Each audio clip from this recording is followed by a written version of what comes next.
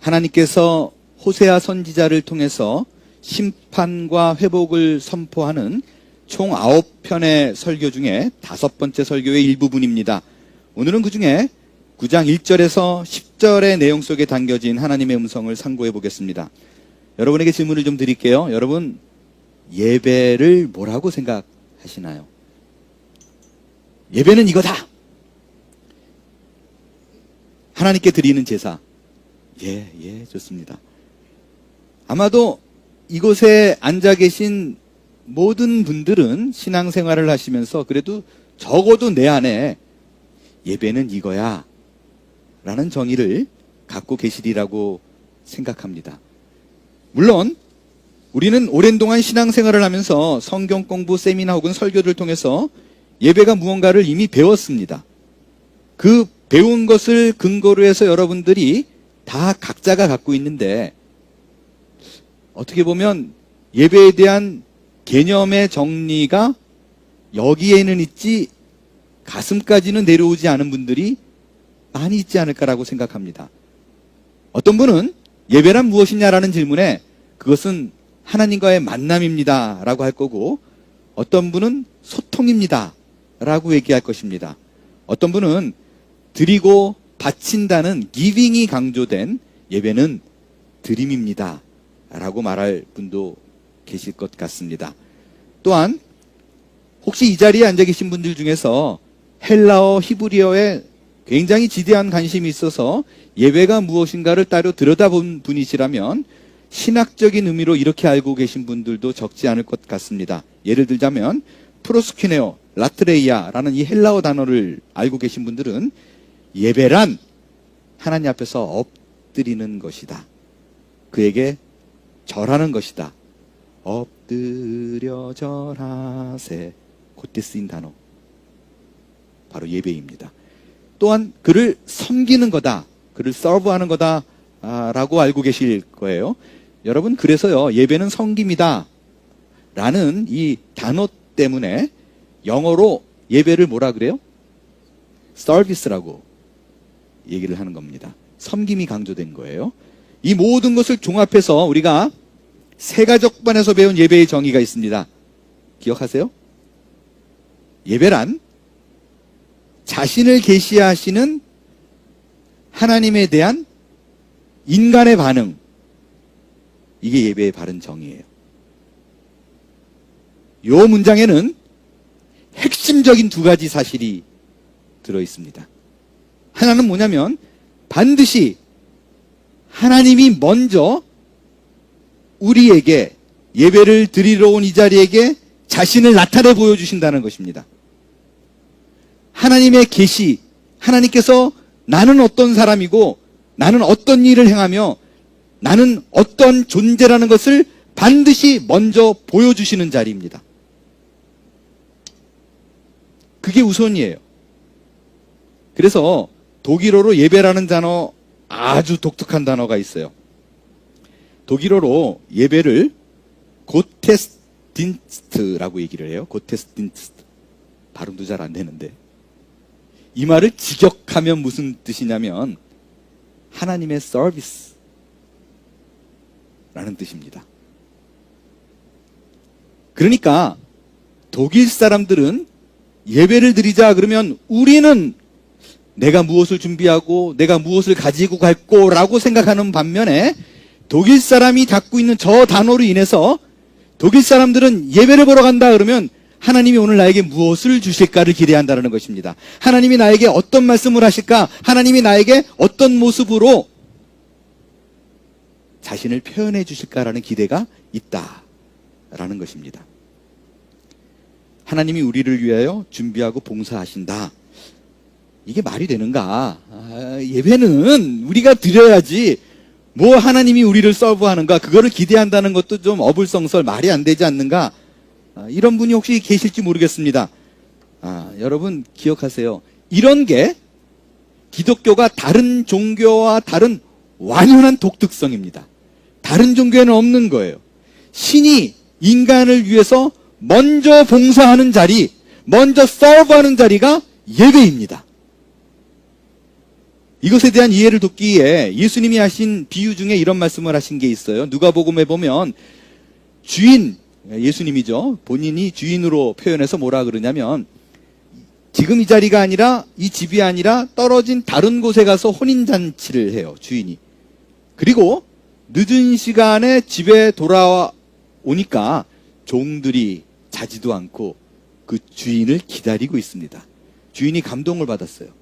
그러면 우리 생각에는 주인이니까, 그 당시 주인은 뭐 종 그러면 완전히 뭐 짐승과 다름없는, 집에 가축과 다름없는 그런 존재이니까 야, 졸린데 수고했구나 칭찬해 줬을 것 같잖아요. 그게 마땅한 make sense 라고 느껴집니다. 그런데 예수님이 이 비유에서는 뭐라고 얘기를 하셨냐면 종들에게 무언가를 행합니다. 뭘 행하나? 주인이 종들을 위하여 허리에 띠를 두르고 그 종들을 식탁 자리에 앉히고 그 종들을 섬기는, 수종드는 모습이 있다고 표현합니다. 여러분, 이게 예배의 시작입니다. 하나님이 인간을 위해서 수종드는 거, 하나님이 인간을 위해서 무언가 서브하는 거, 자신을 계시해 보여주는 것을 먼저 확인하고 그 다음에 하나님이 나에게 보여주신 것으로 인해서 내가 느끼고, 내가 깨닫고 내가 그 사실을 알게 돼서 그것에 대한 반응을 하는 것이 예배입니다. 집에서부터 뭔가 싸들고 와가지고 내가 하나님께 오늘은 뭔가 열정적으로 하리라고 결심해가지고 이 자리에 앉아서 쏟아붓는 자리가 아니에요. 이 자리에 올 적에 여러분 머릿속에 뭐가 먼저 있어야 되나? 하나님이 오늘 나에게 무엇을 행하실 것인가?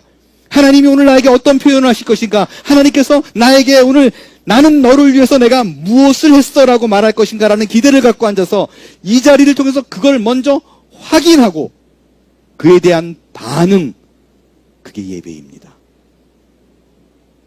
그럼에도 불구하고 우리는 예배 그러면 이 드린다라는 생각 때문에 많이 놓쳐요. 여러분, 예배 드리러 가자. 오늘 한번 작정하고 열정 있게 예배를 드리자. 그럼 막 신이 나나요? 아니면 좀 부담스러운가요? 많은 분들이 부담스러워하는 분들이 많을 것 같아요. 왜냐하면 로마서 12장 1절에 이런 말이 있기 때문에 그래요. 형제들아, 형제들에게 권해요. 너희 몸을 거룩한 산 제물로 드려라. 따끈따끈하게. 산채로 드려라. 이는 너희들이 영적 예배니라. 이게 부담스러운 거예요. 자신이 없어요. 이 말대로 의하면 영적인 예배를 드리려면 나를 불살라야 돼요.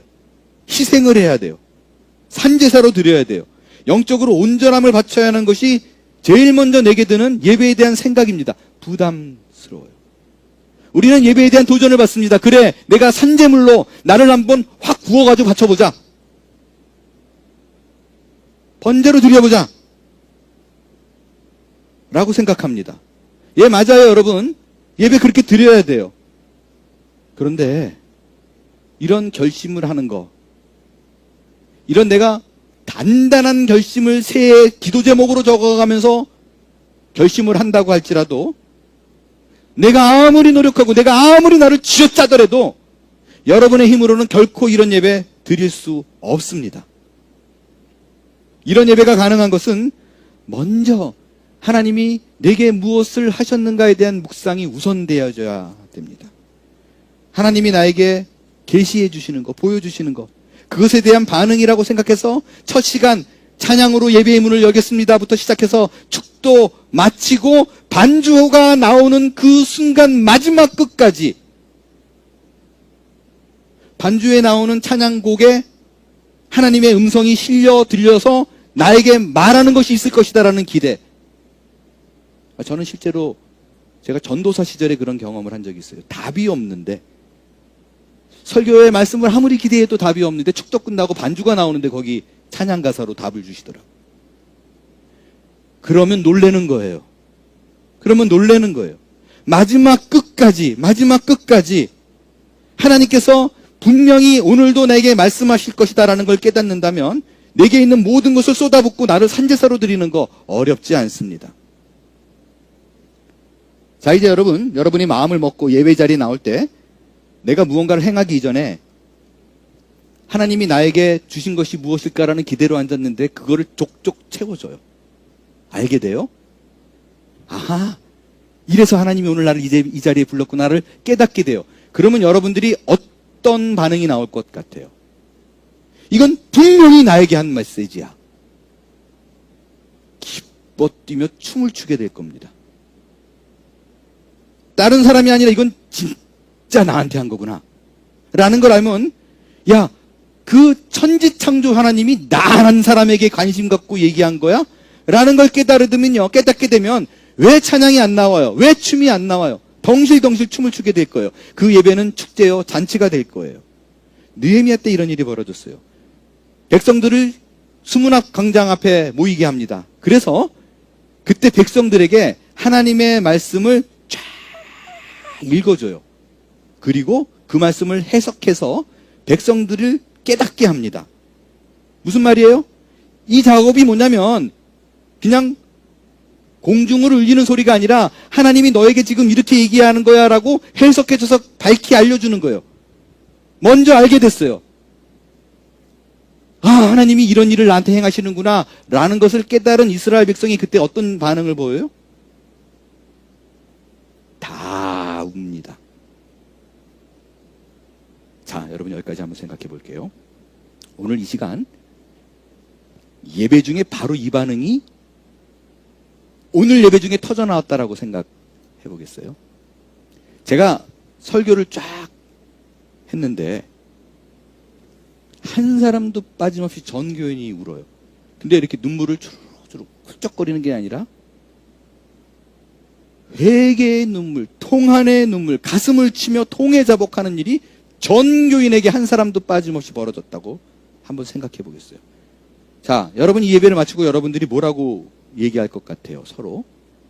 아마 대부분이 이렇게 반응하지 않았을까요? 오늘 예배 대박. 정말 모처럼 내가 드린 예배 중에 최고의 예배를 드렸어.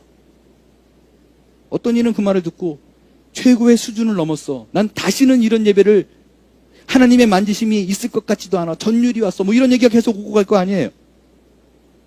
매주 예배가 이랬으면 좋겠어. 그 얘기가 제 귀에 들리면 제가 또 어떡할 것 같아요. 안 그래도 설교하는 준비하는 시간이 제가 꽤나 많이 쓰는데 2배는 더 쓰겠죠. 이제는 월요일부터 준비할 거예요. 월요일부터. 그런 일이 안 벌어지겠어요? 온 예배에 정성을 쏟을 겁니다.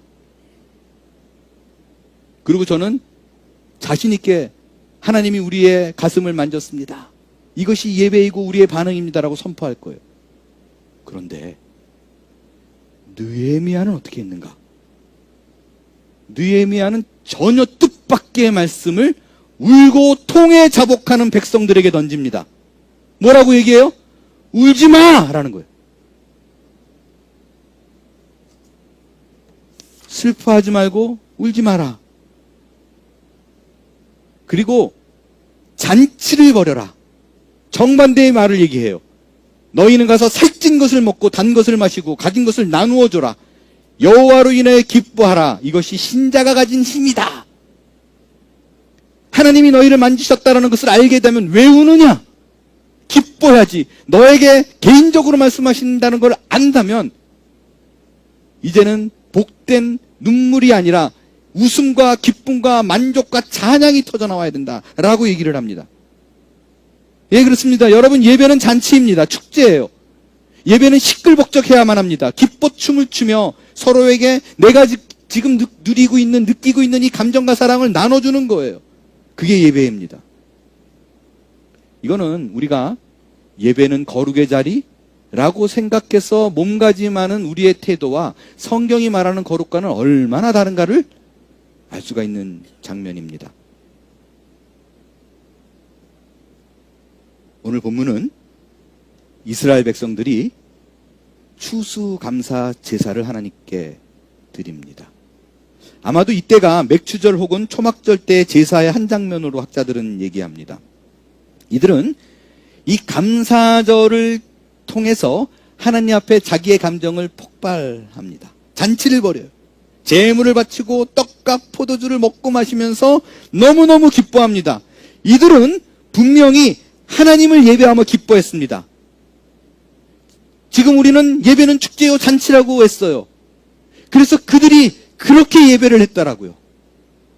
완전히 모든 잔치로 기뻐하며 떡과 포도주를 마시며 서로에게 감정을 나누고 즐거워했습니다. 그런데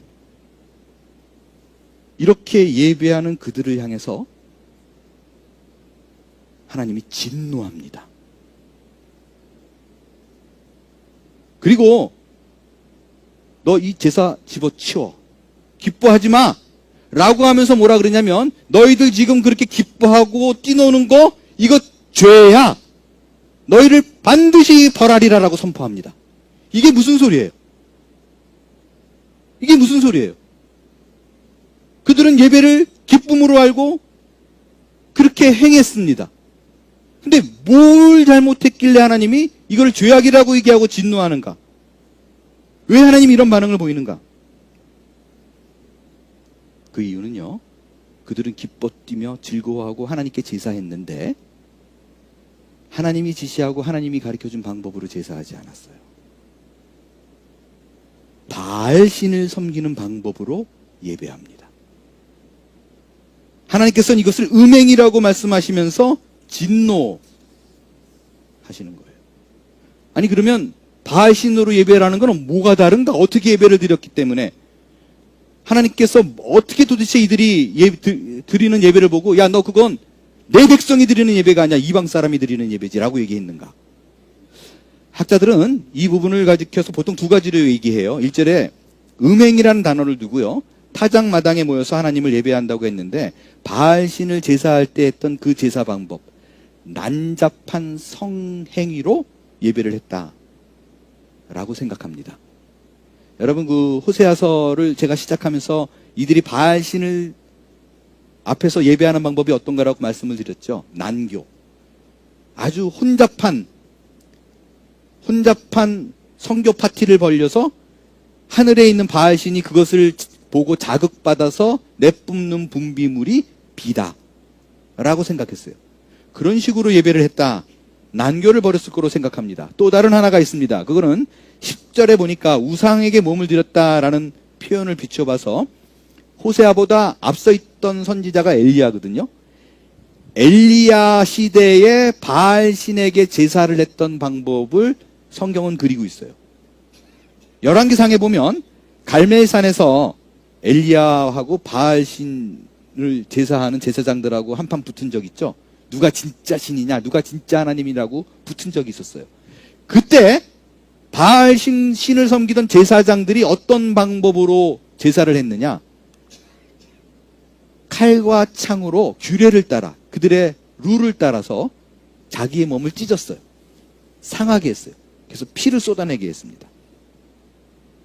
지금 호세아 시대에 이들이 예배하는 방법이 우상에게 몸을 들임같이 했다는 것이 바로 이렇게 추수감사절에 모여서 예배를 하고 있었다라는 거예요. 여러분 이들은 모여서 최선을 다했습니다. 성심으로 하나님께 표현합니다. 정성을 다합니다. 하루 종일 합니다. 그런데 하나님께서 마음으로 드리고 정성으로 드렸는데 그 예배를 받지 않아요. 여러분 그게 이스라엘 백성이 당면한 문제입니다. 여러분 지금 호세아 선지자가 이스라엘 백성에게 한 이 경고를 오늘 예배하는 우리는 귀담아 들어야 합니다. 오늘 우리는 예배에 마음을 쏟습니다. 최선을 다합니다. 그리고 그 최선의 결과로 눈물을 쏟아냅니다. 예배를 마친 후에 어때요? 내게 강 같은 평화가 흐릅니다. 그리고 우리는 둘러앉아서 내게 평화와 기쁨과 만족을 주신 하나님을 얘기합니다. 오늘의 예배는 하나님이 나를 위해서 준비된 자리였다고, 그리고 나는 이 예배를 통해서 정말 많은 깨달음을 얻었고 내가 살아가야 될 방향을 얻었고 내 삶의 많은 부분이 치유되었어 라고 얘기합니다. 근데 내가 그렇게 돌아다니면서 오늘의 예배가 너무 대단했다라고 얘기하는데 만일 하나님이 그 얘기를 듣고 이렇게 반응하면 어떻게 여러분 하실 거예요? 나는 돌아다니면서 하나님이 나를 만졌다고 한증하는데 하나님이 이렇게 얘기합니다. No? 아니야. 너희는 너희 만족을 위해서 예배했지 그 모든 거는 나와 상관이 없어. 나를 위해 한 예배가 아니야. 여러분 그 말을 듣는다면 어떻게 반응할 것 같아요? 도대체 무슨 차이가 하나님의 진노와 또 다른 차이는 하나님의 축복을 만들어내는가? 여러분, 그건 다른 거 아니에요? 우상에게 드리는 제사는요, 신이 나에게 계시하는 게 빠졌어요. 이게 우선돼야 돼요.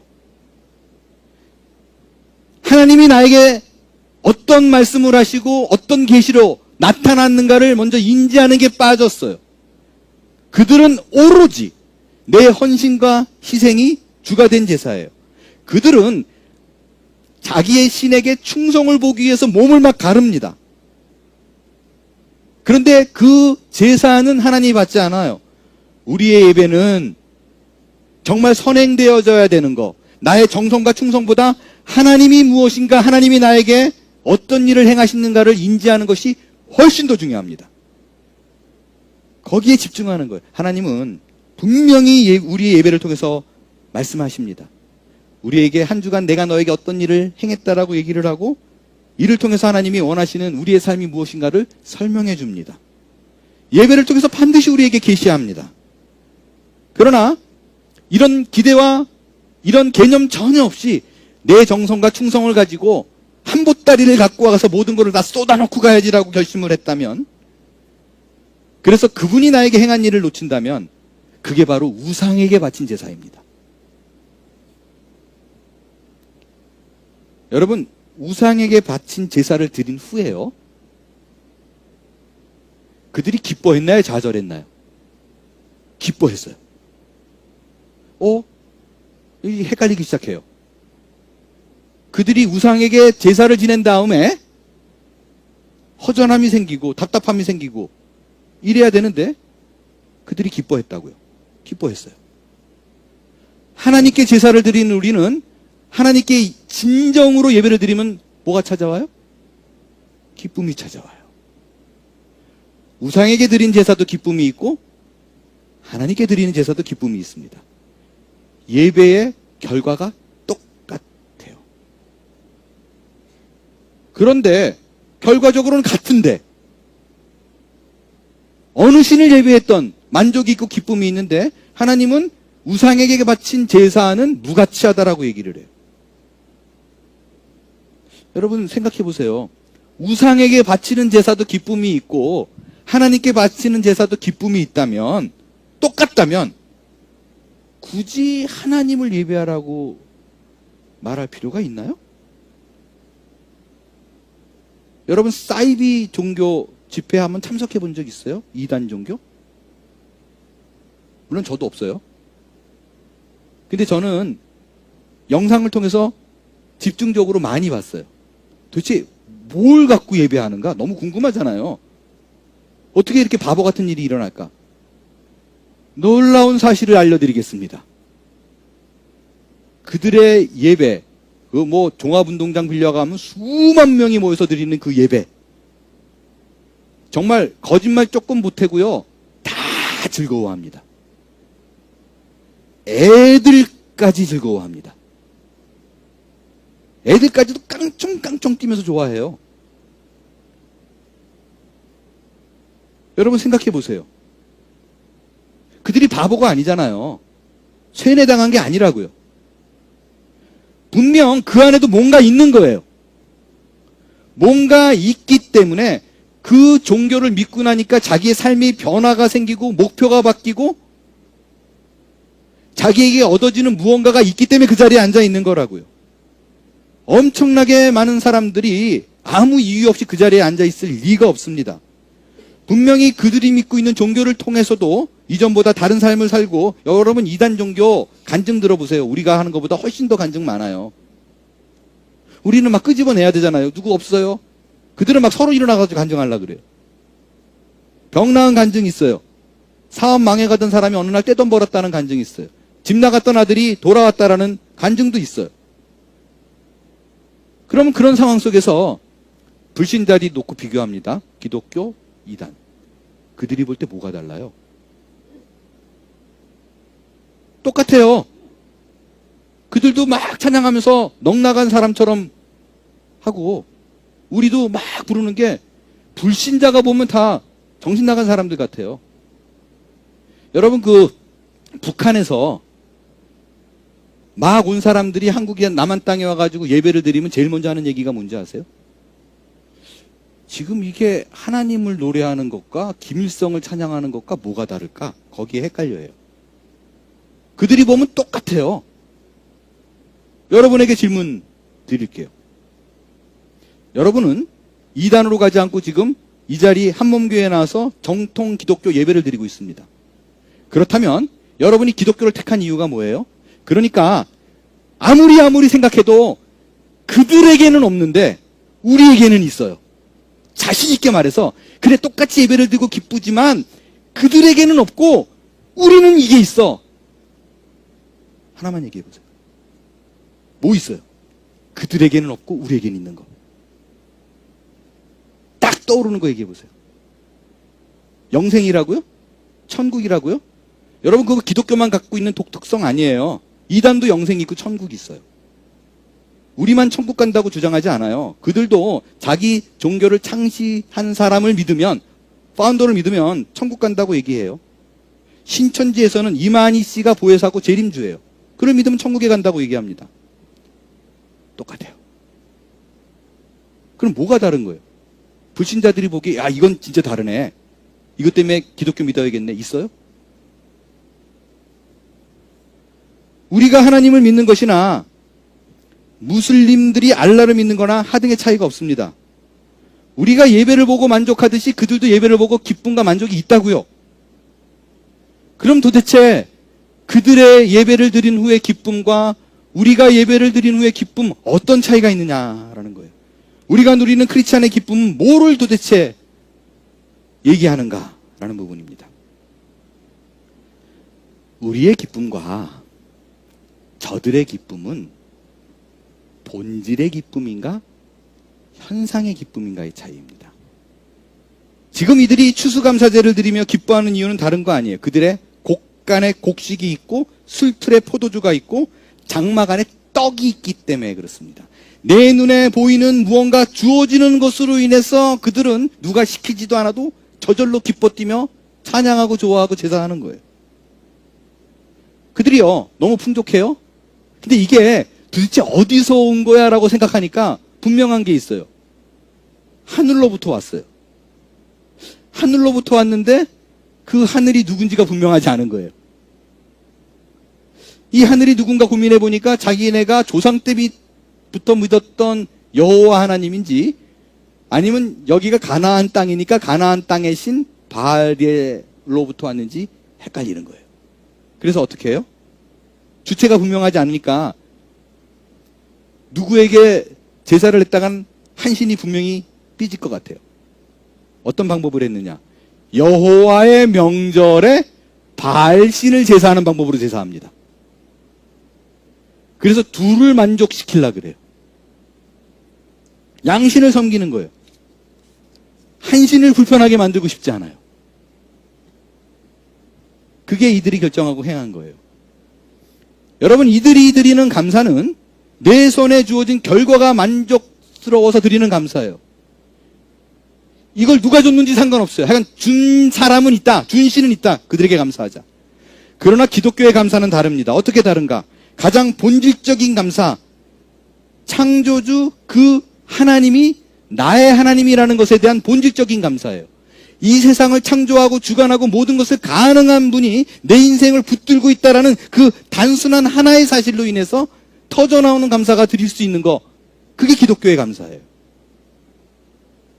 어떠한 현실 속에서도 이것만 깨달은다면, 이 본질적인 기쁨을 회복한다면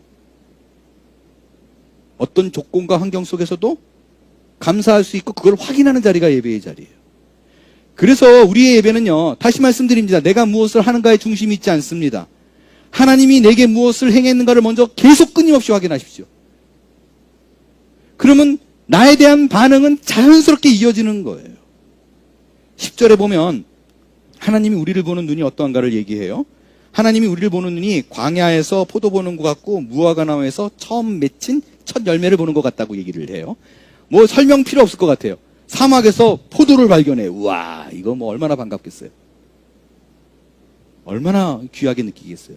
무화과 나무에서 처음 열매 맺힌 그 첫 열매라는 건요, 무화과 나무가 그렇게 열매가 안 열린대요. 수고해도 막 5년에 하나 열리고 그럴 때도 있대요. 공들여서 이거 죽여 말아 그러고 있는데 딱 열렸어요. 와, 얼마나 소중하겠어요. 얼마나 보배롭겠어요. 하나님께서 우리를 포도 같고 무화과 열매 같다라고 여기는 거는 그만큼 귀중하고 소중하다는 거예요. 예배를 통해서 먼저 그게 확인이 되어져야 돼요. 막연한 것이 아니라. 여러분, 예배는 이걸 확인하는 자리입니다. 이게 확인되면 어떠한 상황 속에서도 찬양할 수 있고 기쁨의 노래를 부를 수 있습니다. 그런데도 우리는 찬양과 감사와 기쁨이 못 나오는 건 자꾸 우리는 이방인의 제사처럼 내 손에 무언가가 있는가를 확인하려고 그래요. 내 손에 무언가가 없기 때문에 감사가 안 나오는 거예요. 내 손에 무언가가 있는데 제게 더 커요. 그 비교가 우리로 하여금 좌절하게 하고 감사가 이브의 찬양이 다치게 만드는 이유가 되는 것입니다. 여러분, 그게 현상에 의한 기쁨이에요. 그게 바알 신에게 드리는 제사입니다. 우리가 가장 드릴 수 있는 본질적인 것, 우리를 하나님께서 하나님의 성품과 그의 인격에 초대하셨다라는 거예요. 그리고 나의 어리석음과 수많은 실패 속에서도 하나님은 결코 포기하지 않는다. 이 사랑이 있다라는 걸 확인하면 어떤 조건 속에서도 끌어넘치는 감사가 나올 거예요. 여러분, 우리가 잘 아는 찬양이 하나 있습니다. 여러분들이 상당히 좋아하는 찬양이에요. 주의 인자는 끝이 없고 그의 자비는 무궁하며 아침마다 새롭고 늘 새로우니 주의 성실이 크니라.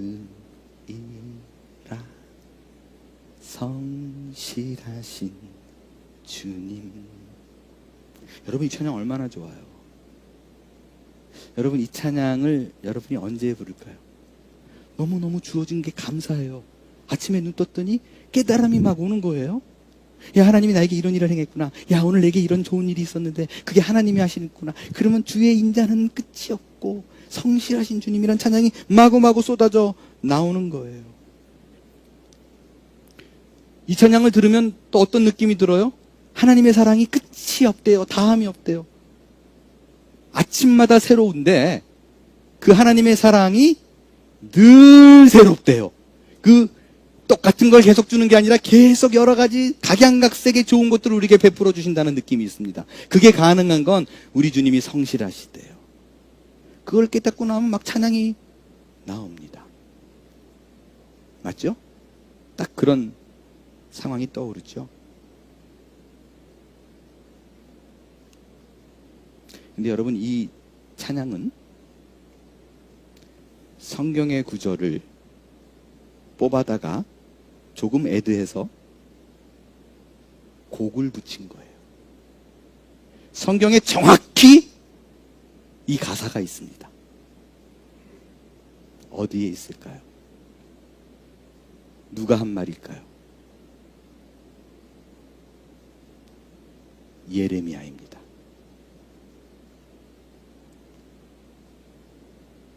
예레미야는 이 찬양 가사가 나오기 직전에 구절 쭉 읽다가 예레미야 애가 3장에 나오거든요. 쭉. 이 찬양 가사가 나오기 직전에 자기가 현재 놓여 있는 상황과 처지를 쫙 나열합니다. 어떤 상황에 놓여 있었는가? 예레미야 애가 3장 1절부터 제가 읽겠습니다. 여호와의 분노의 매로 말미암아 고난 당한 자는 나로다. 나를 이끌어 어둠 안에서 걸어가게 하시고 비단에서 걸어가지 못하게 하셨으며 종일토록 손을 들어 자주자주 나를 치시는도다.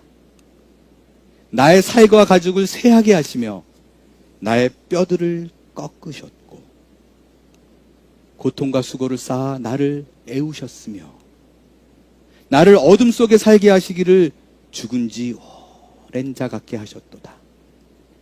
나는 내 모든 백성에게 조롱거리 곧 종일토록 그들의 노랫거리가 되었도다. 여러분, 이게 예레미야가 처한 상황이었었어요. 우리가 생각했던 아침마다 새롭고 늘 새로운 기쁨을 주시는 인자와 자비, 그 상황이 아니었었어요. 전혀 다릅니다. 자신이 처한 상황에 대한 이 얘기가, 이 아찔한 얘기가 19절까지 계속 이어집니다. 그리고 20절에 와서야 이 상황을 해석한 자기의 마음을 이렇게 얘기합니다. 내 마음이 그것을 기억하고 내가 낙심이 되오나 이것을 내가 내 마음에 담아두었더니 그것이 오히려 나의 소망이 되었사오. 너무너무 어렵고 힘든데 하나님을 묵상하니까 오히려 그것이 내 소망이 되었다고 얘기해요. 그리고는 이렇게 고백합니다. 여호와의 인자와 긍휼이 무궁하심으로 우리가 진멸되지 아니함이니이다. 이것들이 아침마다 새로우니 주의 성실하심이 크시도소이다. 이것이 찬양 가사가 만들어지게 된 배경입니다. 주의 인자는 끝이 없고